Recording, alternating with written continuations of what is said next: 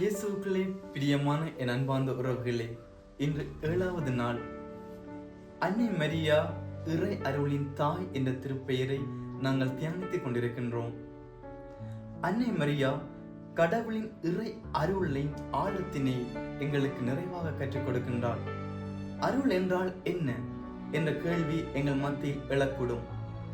அருள் என்றால் கடவுளின் இலவச அன்பாக காணப்படுகின்றது. இவ்வாறான அருள் ஆண்டவர் இயேசு கிறிஸ்துவில் முழுமையாக வெளிப்படுத்தப்பட்டது. அது மட்டுமல்ல, மாறாக தன்னுடைய ஒரே மகனை கடவுள் உலகிற்கு கொடுப்பதற்காக அன்னை மரியாவை தெரிந்தெடுத்ததனூடாக அன்னை மரியாவின் வாழ்க்கையில் கூட அந்த அருள் நிறைவாக வெளிப்படுத்தப்பட்டது. இந்த உண்மை ஒவ்வொரு நாளும் வெளிப்படுத்தப்படுகின்றது. அதாவது, நாங்கள் அருள்மிக பெற்ற மரியே வாழ்க என்று செபிப்பதனூடாகவும் தியானிப்பதனூடாகவும் அந்த அருள் எங்களுக்கு தரப்படுகின்றது. அந்த அருள் உண்மையாக வெளிப்படுத்தப்படுகின்றது. மேலும் இது சாதாரணமாக சொல்லப்படுவது இல்லை. மாறாக கபிரியர் வானதூதர் மரியாவுக்கு சொல்லிய வார்த்தையாக இது காணப்படுகின்றது.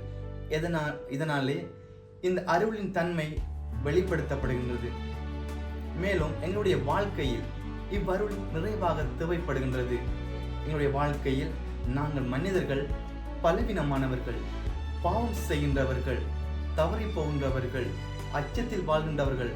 எனவே இந்த அருள் எங்களுக்கு நிறைவாக தேவைப்படுகின்றது. எனவே இந்த அருளை நிறைவாக பெற்றுக்கொள்ள அன்னை மரியா உந்து சக்தியாக இருக்கின்றாள், உதவியாக இருக்கின்றாள், எப்பொழுதும் துணையாக இருக்கின்றாள். இந்த அருளை நிறைவாக பெற்றுக்கொள்ள நாம் செய்ய வேண்டியது ஒன்றே ஒன்று மட்டும். அன்னை மரியா தன்னுடைய வாழ்க்கையில் ஆம் என்ற பதவியினூடாக தன்னை முழுமையாக கடவுளுக்கு ஒப்பு கொடுத்து இறை அன்பில் நிலைத்திருந்தால் அருளின் நிறைவாக பெற்றுக்கொண்டார். எனவே நாங்கள் எங்களுடைய வாழ்க்கையில் ஆண்டவருக்கு ஆம் என்று சொல்வதனூடாக அவருக்கு கீழ்ப்படிந்து இறை வல்லமையில் வாழ்வதற்கும் இறை அருளின் நிறைவாக பெற்றுக்கொள்வதற்கும் அன்னை மரியா உதவி செய்கின்றார். எனவே அன்னை மரியாவை எங்களுடைய வாழ்க்கையில் நாங்கள் இறை அருளை பெற்றுக்கொள்ளவும் நாங்கள் உம்முடைய மகனை நோக்கி பயணிக்க எங்களுக்கு உதவி செய்ய வேண்டும் என்று தொடர்ந்து மன்றாடுவோம். ஆமேன்.